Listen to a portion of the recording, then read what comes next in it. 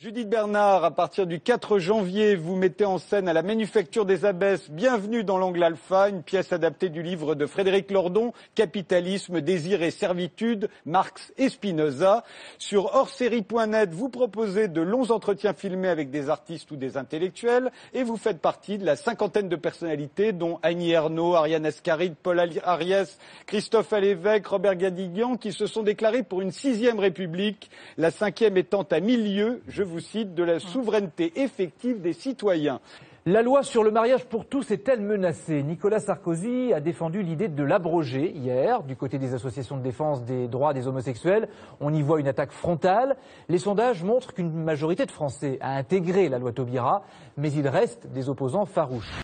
Oui, c'est difficile de savoir dans quelle mesure, là, en l'occurrence, l'Assemblée nationale a pris une décision qui est conforme à l'opinion majoritaire. C'est vrai qu'au fond, à part les sondages dont on sait bien qu'ils ne sont pas très fiables, on n'arrive pas à s'assurer de cette écoute et de cette fidélité du corps élu à la base. Alors peut-être il faut imaginer d'autres montages institutionnels qui permettraient qu'il y ait davantage de communication entre les décisions prises par les élus et le corps des citoyens. S'il y avait par exemple des chambres de citoyens qui soient dans une relation de contrôle et de communication avec l'Assemblée nationale, des citoyens tirés au sort qui seraient constamment sollicités, pour faire remonter un petit peu les impressions qu'il peut y avoir sur le terrain et au-delà du périphérique. Peut-être il y aurait moins de problèmes de légitimité de la loi.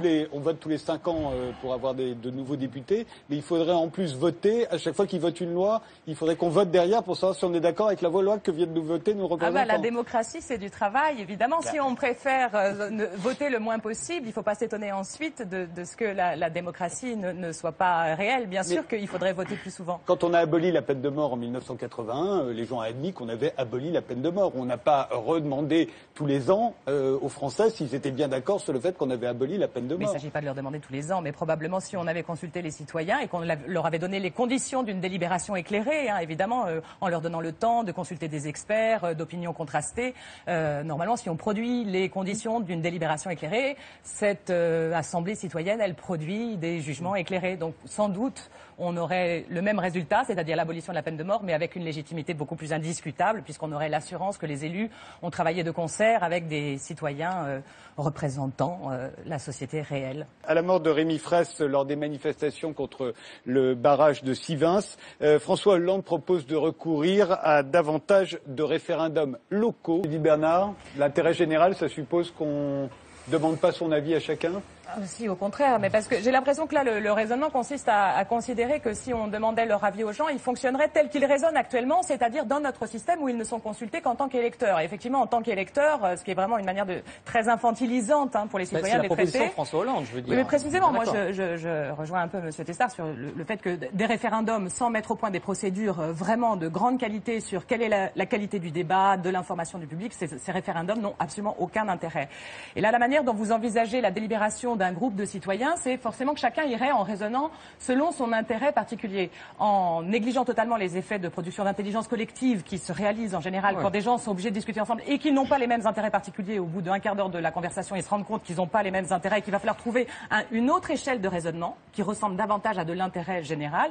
Et il est probable que des dispositifs où on les fasse réfléchir, où ils étaient par exemple tirés au sort, ils aient cette responsabilité de devoir se prononcer sur quelque chose, ça les mute un peu. Ils ne sont plus exactement les enfants électeurs qu'ils sont, et peut-être ils s'approchent de quelque chose qui ressemble à une pensée de l'intérêt général. On s'intéresse maintenant à la Tour Triangle, en proie à une forte opposition de la part des riverains et des Parisiens qui sont souvent ennemis des constructions de grande hauteur, les tours, pour ne parler que d'elles. Le projet donc de Tour Triangle a été rejeté par le Conseil de Paris sur la Tour Triangle et sur les riverains. Est-ce que les riverains doivent... Ça ne pose pas que des problèmes relevant du beau. Je suis d'accord que les problématiques esthétiques sont peut-être un petit peu difficiles à arbitrer selon les mêmes raisonnements, les mêmes procédures d'intelligence collective que d'autres problématiques. L'architecture, en l'occurrence, ça pose pas que des problèmes du beau. Et la raison pour laquelle cette tour triangle est récusée par la plupart des gens qui sont concernés directement, c'est pas du tout parce qu'elle est censée être laide, c'est parce qu'elle est affreusement supposée énergivore, parce qu'elle est pas du tout raccord avec les besoins de la population. Des bureaux, il y a des centaines de milliers de mètres carrés de bureaux vides à Paris, on n'a pas besoin de faire des bureaux et certainement pas à cet endroit-là. Les habitants veulent plutôt soit du logement social pour faire de la mixité, veulent de l'habitat qui donne du bien vivre, veulent quelque chose qui soit proche de leur expérience, de la vie, de la qualité de vie, qui soit écologiquement responsable. Et donc on voit plutôt cette tour triangle comme une démonstration de virtuosité technique qui intéresse assez peu effectivement les habitants. On voit même ça comme un actif financier qui va intéresser massivement les investisseurs qui vont tirer des dividendes de la location de tout ce parc de bureaux. Donc on perçoit là des intérêts privés massivement favorisés par le projet de cette tour, tandis que l'intérêt général, c'est-à-dire le bien vivre des résidents, est complètement abandonné. Il me semble que là, on ne peut pas se mépriser autant l'expertise des gens concernés en considérant qu'ils ne perçoivent pas ce qui est important dans l'architecture. L'architecture, c'est quand même aussi un art de vivre et il me semble qu'ils sont fondés à prononcer des jugements sur ça. Le projet de loi sur la fin de vie que nous avait promis le candidat à la présidentielle François Hollande, on sait que depuis lors, à chaque fois, on a reculé avant de présenter cette loi. Elle devrait être présentée dans pas longtemps. Dans notre pays, alors que 94% des Français réclament une telle loi, elle a sans cesse été repoussée. Et ce qui est plus étonnant encore, c'est que 59% des catholiques pratiquants verraient cette loi d'un bon œil. Le panel de citoyens va plus loin que l'actuelle loi Leonetti sur la fin de vie.